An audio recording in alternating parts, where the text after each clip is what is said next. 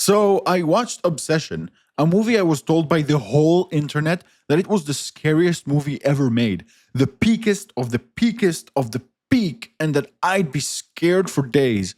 And I want to be clear, it's not a bad film. It's got genuinely unsettling moments. The way they do these long, uncut shots of characters looking all weird, or how realistically selfish everyone in the movie is, I liked it. But I wouldn't call it the horror movie of the decade, along with every other horror movie in the decade. And I kept trying to figure out why. Because on paper, it has everything, right? It has the creepy girlfriend standing in dark corners who constantly escalates in her insanity, a protagonist obviously making terrible decisions you would never do.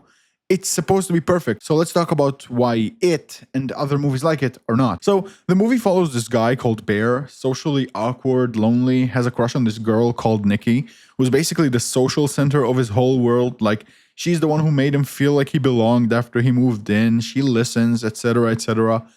He tries to ask her out, chickens out at the last second, even when she basically hands him the opportunity. And then, in a moment of desperation, he makes a wish on this magical object he bought, wishing she'd love him more than anything in the world. And it works.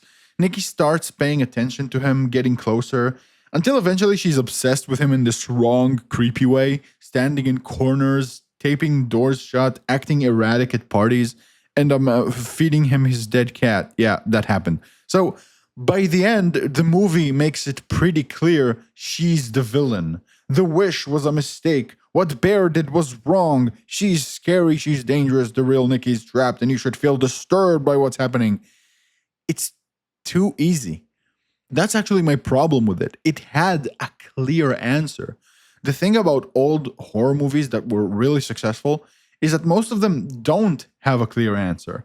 Think about The Exorcism of Emily Rose. The whole film is structured around one question. Was she actually possessed, or was she mentally ill? You get a priest who believes with absolute conviction she was possessed. You get a doctor who has the medical records to prove that she was actually schizophrenic. And both of them are compelling. Both of them make sense. The movie does not pick a side. It keeps it ambiguous. You leave the theater and you're still arguing with yourself at 2 a.m. wondering if demons are coming to take you in an hour.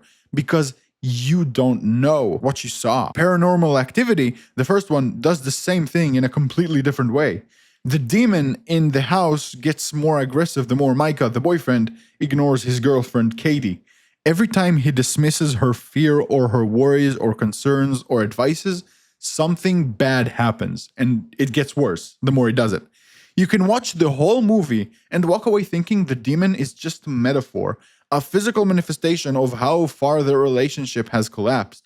Or you can take it at face value and believe there's genuinely something supernatural living with them. Both readings are completely valid, until the sequels ruined everything with the answers they provided. But without the sequels, the film supports both answers about the metaphor or the demon. And that ambiguity is why people were sleeping with the lights on for weeks. Imagine if they used that for Obsession. What if instead of Nikki becoming obviously unhinged, standing in corners, acting demonic, feeding him his dead cat, or even peeing on the floor after hours of smiling wrong, to the point where all their friends point out how wrong she's become? What if the wish actually made her a loving, perfect girlfriend? Like, genuinely. Like, what if she stops getting offended by little things? Because if you love someone, you wouldn't want to bother them too much, right? And if she loves him, she'd take care of herself too, because she wants to be able to take care of him, right? Banging your head against the vase is off table here. What if she doesn't respond to the power plays made by his shitty friends? What if she just makes him food, keeps the place clean, stays with him in a way no one ever has? And also, a person who loves you knows you well enough to know that certain things would scare the fuck out of you if you did them. So she wouldn't do those things naturally. Occasionally, maybe, for just a few seconds, she goes lucid like she did in the movie. Then you think that maybe the real her is trapped inside her own body. But before you just get to decide if it's wrong or not, then she comes back warm and normal, like it didn't happen. You could even argue that those seizures could reflect how Bear sees himself and his own guilt, rather than that clearly reflecting her mental state. Now what's the answer? Because here's the thing about Bear, his only friend was a cat that just died, then eaten. Nobody around him actually cares about him. His social circle is full of people who casually sleep with his crush and lie to his face. He goes home to an empty apartment every night where no one's waiting for him after working at his shitty dead end job. And now someone loves him, really loves him. The kind of love that doesn't come with spooky conditions or power plays or the constant low level fear that she'll be taken away.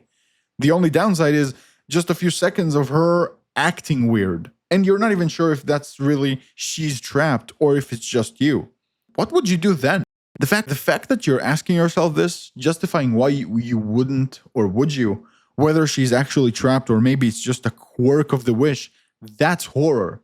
That's sick feeling of genuinely not knowing the right answer, of realizing that you understand exactly why someone make the wrong choice. Most horror movies give you a villain so you know who to be afraid of. The really good ones give you real life.